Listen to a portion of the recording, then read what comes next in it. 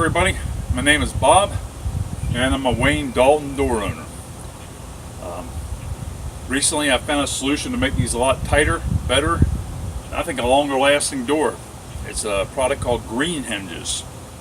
Green Hinges are a spring-loaded hinge that push the door against the house so it doesn't rattle and blow and make a lot of noise when the wind and rain comes. It also doesn't have all the holes against the siding so the bug can get in, the rain can leak through.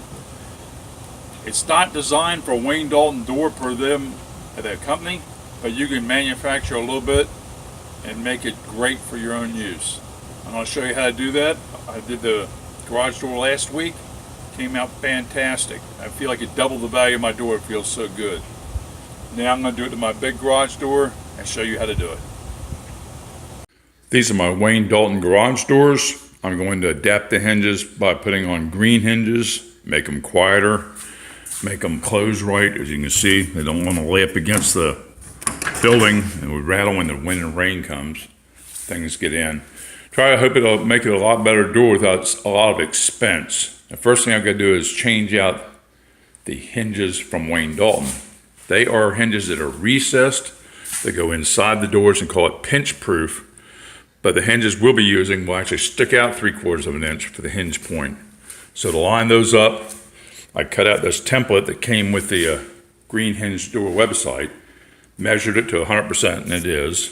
Cut out the piece to see if it would fit, and you can see it will. If I chop these ears off that I have for the big wooden doors, it'll fit right in there. So basically what I'm going to do is take this hinge off and then see about the vertical height position. Okay, it's recessed underneath.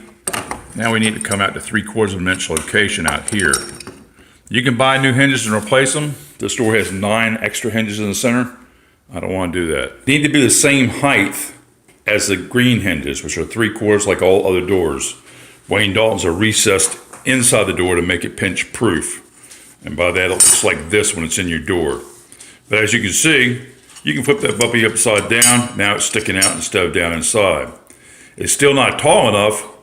We need something else. So guess what? Being inexpensive minded, I went down to the home improvement store, picked up a few of these little wood floor samples of the right thickness. They're 5 inches tall. Cut them in half and half again. They come out 1 1/4 inches, which are perfect for these to sit on as spacers. They set the hinge center line up correct, and they don't cost you anything but buying a few longer screws. I picked up the 1-inch screws instead of the 5/8. They give you the extra couple threads to get a bite in the steel you'll be in, and that should hold it well. The other option is to buy new hinges for the center. They're 3/4, but they're about $5 a piece. And on my big door that's 16 feet, I would need 9 of them. So we'll see how this works. Do it the inexpensive way. As you can see, I've already got my hinges marked and numbered on the side. And I did that because when I whack these ears off, the numbers that are actually on the ears here are going to be gone. Now, you can tell the height of these things by looking at them. It's always one less hinge than the panels you have on a door. I have a 4-panel door, so I got 3 hinges. You use the top and bottom that come originally. But then there's number 1, that's the lowest. Number 2 has a higher step up, and the number 3 hinge, in this case, is the highest step up. They do have to go in order, and that's so they go around that curve of the track up there. Number 3 is right by it and has the worst movement. Therefore, it has to have the highest arc. And right on down the line. This will make it run smoothly. Make sure you keep them marked and you know which are which. I painted the Wayne Dalton hinge so you can see what I'm going to cut off. The white's going to disappear.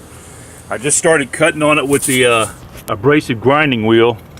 And let me tell you, this is US steel like I said before. And brother, that's 4 minutes of grinding with a 14-inch abrasive wheel.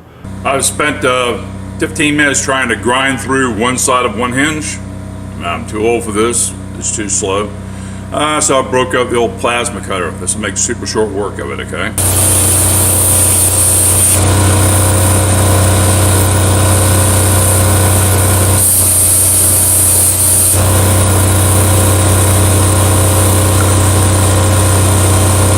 When you're done cutting them, you'll basically have the scrap ears like this. You see the white set that I'd marked where I wanted to cut. Left over, and your final pieces will look like this. Okay. Now they'll fit in the Wayne Dalton profile.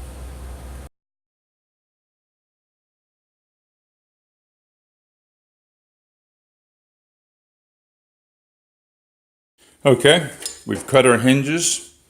Now we're going to see how they look up there against the Wayne Dalton. This is the number 2 hinge. Here's the number 2 green hinge. You can see the hinges line up on the doorway there. And this is going to take its place and give that spring-loaded roller that's going to keep this door shut. Here are the doors with the spacers in the hinges in the center. And the green hinges in place. I've dislocated a really cheap place for center hinges, like 2 1/4. I'm going to put those in place. I think these look a little cheesy, but the green hinges look so good they make the other hinges look bad. And I'm not a fan of the Wayne Dalton. They're noisy. Here's the door with the finished green hinges. Everything looks smooth, and we'll see how it sounds going up and down now. Wow, that is like 1/4 as noisy as they were before because they don't clack. American-made product, super good quality steel, twice as thick as the original stuff. This is a no-brainer. Green hinges, everybody.